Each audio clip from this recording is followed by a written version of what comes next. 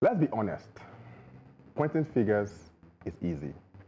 We all do it. The politicians are corrupt. The system is broken. The country is finished.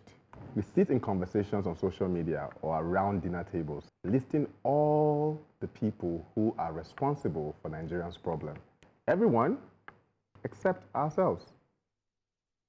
But here's the question. Are you a hypocrite? We're loud when the issues is something we're clean on. When we have opinion, hot takes, and righteous anger. But the moment the topic hits something we're guilty of, we suddenly go quiet. You condemn corruption, but inflate invoices when they give you a chance. You drag the government for stealing, but you won't return extra change at the store. You talk about broken values, yet manipulate your way through systems, favors, and shortcuts every day.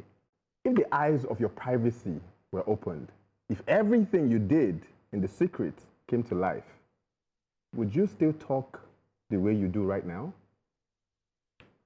You like to believe the problem is up there with the big names and the big moves.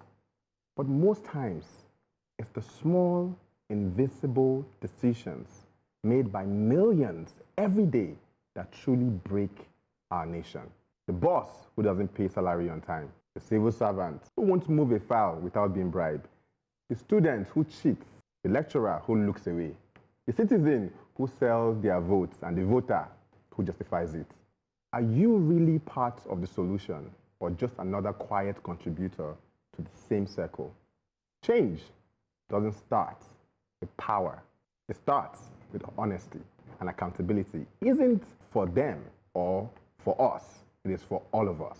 So before we call out the next person, maybe we should all pause and ask, am I as clean as I expect others to be? Am I a hypocrite? Because the truth is, we can't build the Nigeria we want with fingers pointed outwards and eyes shut inwards. Let me just add, because I don't have a lot to say in this advocacy. I think the script, what he has said, justifies it. Like he has asked the question.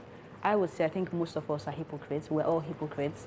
But there are some sets of people that you missed that I want to add. You said we're allowed when the issue is something we're clean on. We have opinions, hot takes, and righteous anger. Then you said, but the moment the topic hits something we are guilty of, we suddenly go quiet. They don't go quiet, though.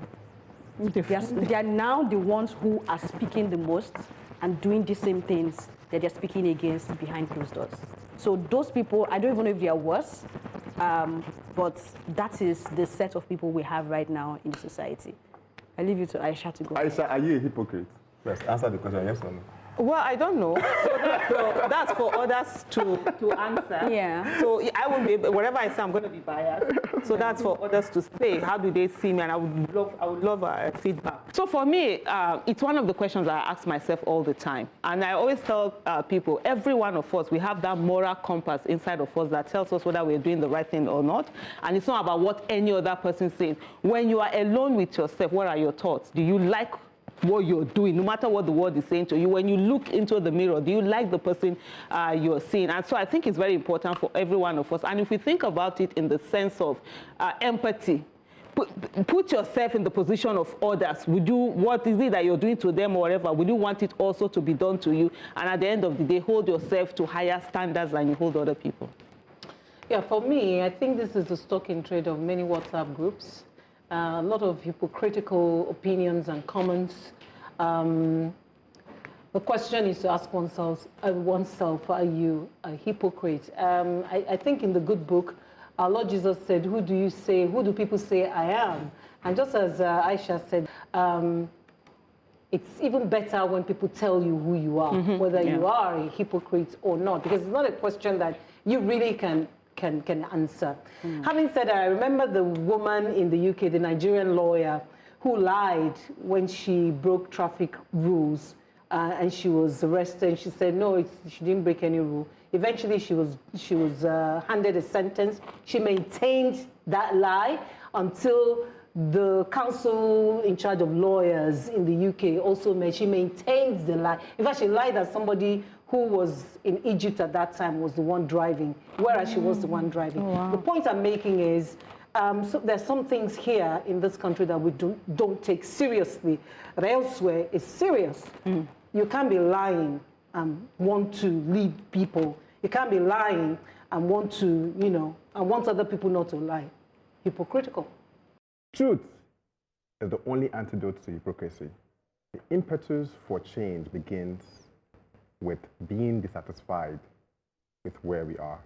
That's right. Add to truth, empathy, and kindness. And dissatisfaction has levels bright. And the question is, how dissatisfied are you?